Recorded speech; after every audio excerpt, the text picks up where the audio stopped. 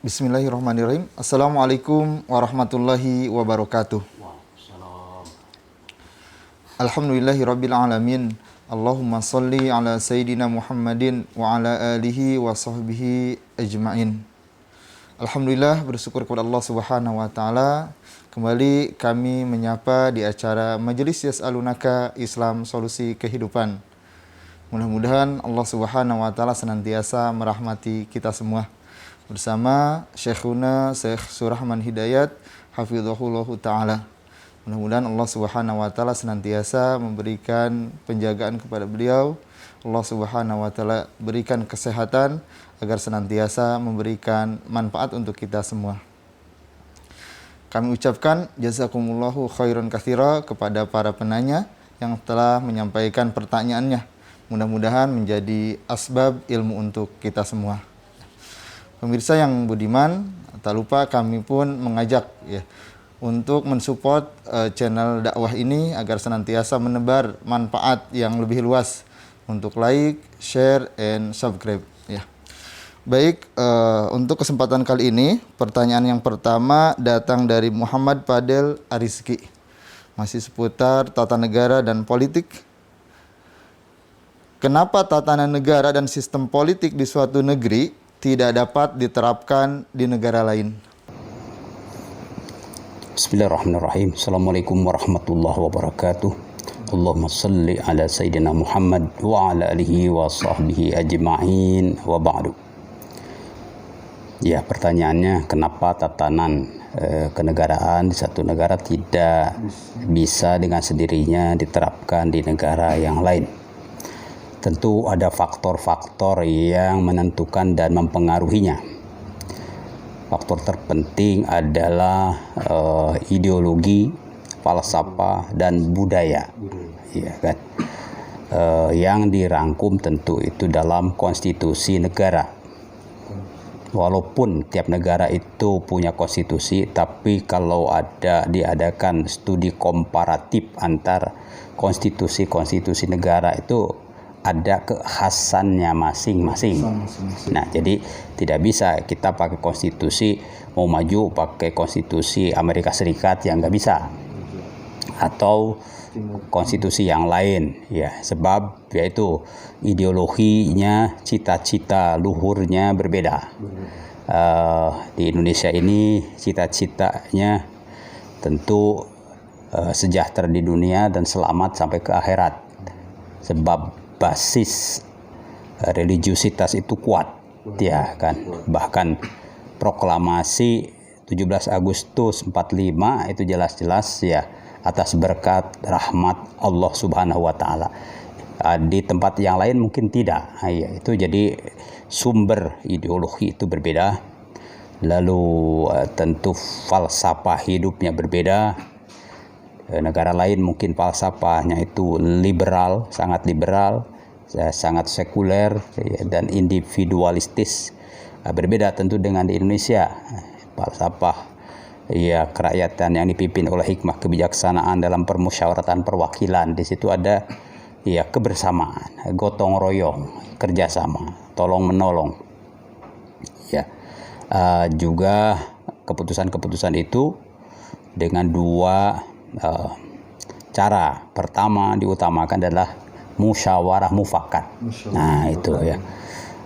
Baru kalau sudah mentok, ya, ketimbang tidak ada keputusan, sebab ini adalah keputusan publik yang akan menentukan tentu perjalanan bermasyarakat ke depan, harus ada keputusan. Maka kalau mentok, ya, dengan cara musyawarah mufakat, ya diambil dengan cara voting, suara terbanyak, ya itu ya. Tapi kalau di negara-negara lain langsung saja apapun diambil secara voting. Nah, ini tentu berbeda. Maka kalau dengan cara musyawarah selalu saja ada jalan tengah, win-win solution.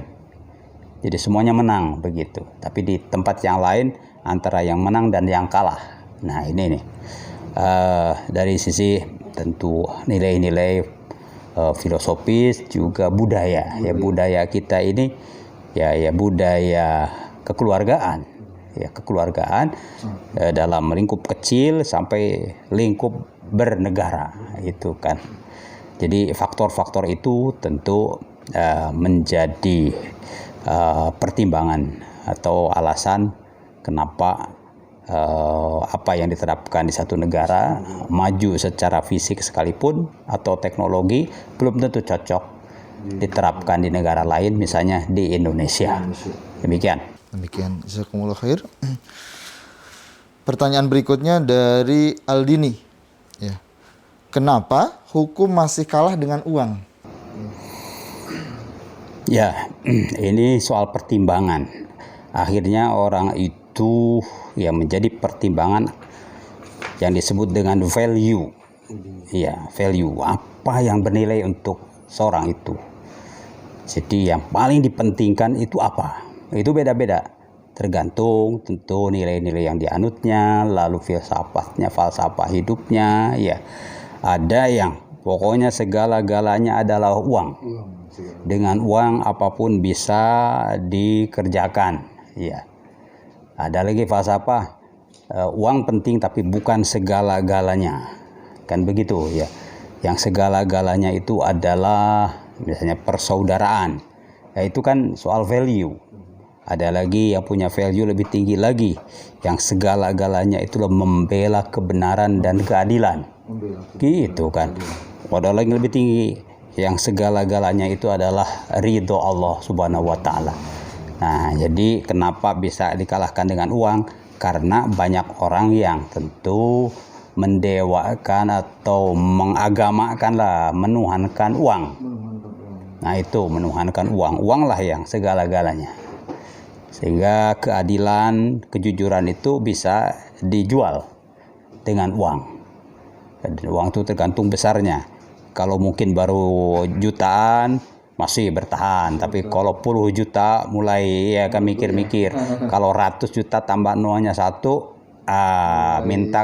minta apa dialog bagaimana? Tambah lagi 1, ya udah ya kan. Nah, itulah ya. Jadi tergantung value-nya apa orang itu ya. Tergantung value. Tapi untuk pertanyaan berikutnya tentang al-ahwal as-sahsiyah, hukum keluarga. Ya, lebih penting, sangat penting untuk kita semua. Datang pertanyaan dari Eka Nopita. Ya, saya ingin bertanya apakah hukum pernikahan sementara di mana seharusnya sudah berpisah tetapi dalam keadaan ingin berpisah sang istri dalam keadaan mengandung ataupun hamil. Pertama, dalam hukum perkawinan yang berlaku di Indonesia, Undang-Undang Nomor 1 Tahun 74 ya ditegaskan bahwa sahnya perkawinan itu adalah ditentukan oleh agama. Ya, agama yang dianut. Nah, jelas agama Islam tidak mengakui kawin sementara atau kawin kontrak. Sebab definisi perkawinan itu adalah akad yang suci, sakral antara calon suami istri dengan wali. Nah, kan dengan tentu ikrar yang suci ya. Dan untuk waktu yang tak terbatas. Jadi tidak dibatasi. Kalau dibatasi walaupun 10 tahun, 20 tahun menjadi batal. Jadi ya jangan ada ya niatan apalagi diucapkan ya untuk jangka waktu tertentu. Ya itu tidak boleh. Sebab itu berbeda, itu mazhab Syiah Imamiyah.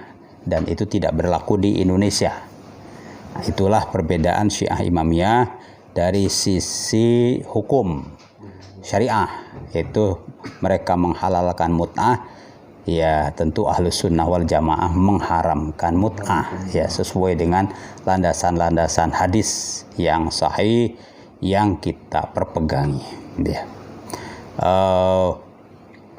Yang kedua tentu kita tidak sedang bicara tentang Syiah, tapi salah satunya itu yang lebih penting lagi akidahnya ya kan, yaitu akidah takfir ya, mengkafirkan ya para sahabat Nabi. Nah, sedangkan kita justru mendoakan Allahumma sholli wa sallim ala sayyidina Muhammadin wa ala alihi wa sahbihi ajma'in. Kan begitunya. Di dua poin ini tidak bisa ketemu gitu kan. Ya tentu tadi soal nikah sementara itu tidak berlaku di Indonesia.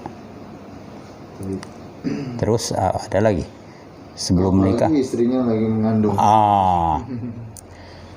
Kalaupun dalam tanda kutip orang itu memang antara dua belah pihak memang janjiannya kawin untuk waktu terbatas, tapi istrinya sudah keburu ngandung, itu tidak boleh dipotong di tengah jalan, sebab hakul janin itu harus dijamin, itu disepakati oleh semua ulama. Ya, sebab tujuan daripada pernikahan diantaranya adalah menghasilkan dzurriyyah ya thayyibah, diantaranya janin itu. Jadi kalau itu selesaikan dulu sampai wal walidat yurdi'na auladahunna haulaini kamilain. Kemudian kalau wa ulatu hamlin hatta yadhana hamlahunna, ya itu ayat Al-Qur'an. Kalau ayat Al-Qur'an jelas di atas hadis, di atas pendapat madhab fikih kan. Kalau yang hamil ya hatta yadhana hamlahunna, sampai melahirkan. Melahirkan masih ada lagi yang namanya iddah, yaitu iddah al-wiladah, ya itu 4 bulan 10 hari. Nah, itu ya kan. Arba'ata ashhurin wa ashra. Itu juga Al-Qur'an. Ya kan. Jadi kalau mengimani Al-Qur'an, ya itu harus dijalankan itu. Taib, jazakumullah khair. Pertanyaan berikutnya dari Cindy Khomariyah, ya. Apakah ada persamaan antara hukum keluarga dan fikih munakahat? Ya, hukum keluarga di bahasa Arabkannya itu hukum al-ahwal asy-syakhsiyah. Nah, lebih luas cakupannya dari hukum munakahat.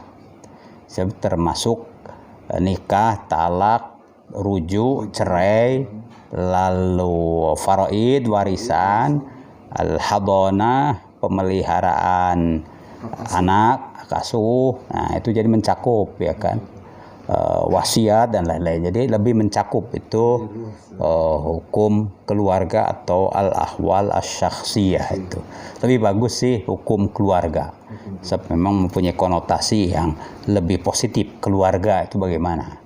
Dan tujuan kita adalah tentu menghadirkan keluarga yang sakinah mawaddah warahmah, keluarga dakwah kan begitu. Jadi lebih tepat itu hukum keluarga. Tapi jazakumullah khair. Pertanyaan berikutnya dari Yugi Nurpasa, ya. Masih terkait masalah waris, ya. Waris menurut negara dibagi rata mau laki-laki ataupun perempuan, sedangkan menurut Islam bagian laki-laki itu paling besar. Nah, apabila untuk pembagian waris kita nganut yang mana, Islam apa negara? Kalau menurut saya tidak perlu dibenturkan ya hukum waris berdasarkan syariah dengan berdasarkan hukum konvensional negara. Itu kan cara berpikir sekuler, itu membenturkan agama dengan hukum yang berlaku, disebutnya hukum positif. Ya, seolah agama itu negatif ya kan. Nah, itu pemikiran sekuler. Undang-Undang Nomor 1 tahun 74 itu bisa menjadi dasar. Ya, pakai tentu saja syariat Islam, bukan hanya nikahnya doang bersyariat, itu berkeluarga juga sesuai syariat ya kan, supaya sakinah mawaddah warahmah bisa diciptakan. Kemudian kalau ada wafat juga sesuai syariat, kalau warisan juga sesuai syariat. Yaitulah bersyariat secara kafah. Itulah keberkahan insyaallah. Kalau negara membolehkan berdasarkan hukum yang berlaku, ya kenapa kita tidak laksanakan? Apakah karena tadi bagian laki-laki itu 2 kali di bagian perempuan, ini terkesan oh kurang adil. Kalau dilenyapi, dipikirkan, justru itulah keadilan. Sebab keadilan itu seseorang mendapatkan dukungan dana, fasilitasi sesuai dengan beban. Jadi al-nafaqah sesuai dengan masyaqqah. Yaitu kan itu secara nalar juga itu. Kalau masyaqqahnya besar, tentu nafaqahnya harus besar, ya kan? Kalau masyaqqahnya kecil, ya ini misalnya anak. Ada anak berapa, masyaqqahnya yang A ini masih SD, yang B SMP, yang C dan seterusnya ada di perguruan tinggi. Tentu masyaqqah yang di perguruan tinggi lebih gede, ya kan? Transportasinya, itunya untuk biaya riset dan lain-lain. Apakah adil? Ya, uang belanja untuk anak SD itu disamakan dengan anak di perguruan tinggi. Tentu itu tidak adil. Makanya bahasa adil itu proporsional. Proporsionalitas itu adalah tentu ada kesesuaian ya antara tadi masyaqqah kebutuhan dengan nafaqah, yaitu. Nah, laki-laki dan anak perempuan berbeda. Ya, tentu kalau anak laki-laki itu akan menanggung, ya kan? Dengan siapapun dia nikah, dia harus menafkahi istrinya dan anaknya sampai mertuanya juga, ya kan? Kalau di keluarga itu udah anak berapa, terus keluarga mertua laki-laki dan perempuan berapa, ya, jadi menanggung. Tapi kalau anak perempuan itu, kalaupun dia datang langsung dijamin oleh suaminya, ya kan, cukup. Jadi dia tidak mengeluarkan apapun, ya. Bahkan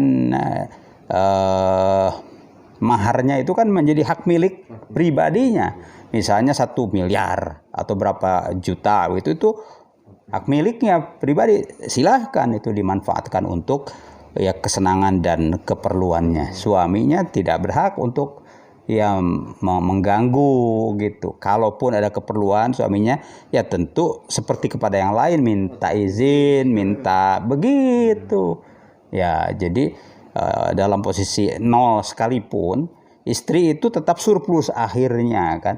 Tapi taruhlah tadi 1 porsi, ya kan, maka dengan diberi mahar, kemudian hadiah yang lainnya itu sudah akan tambah. Tapi suaminya dapat 2. Tapi 2 ini kan kemudian dibagi untuk istrinya, untuk anaknya, berkurang tentu saja kan. Nah, tentu prinsip keadilan inilah sangat ditekankan dalam Islam.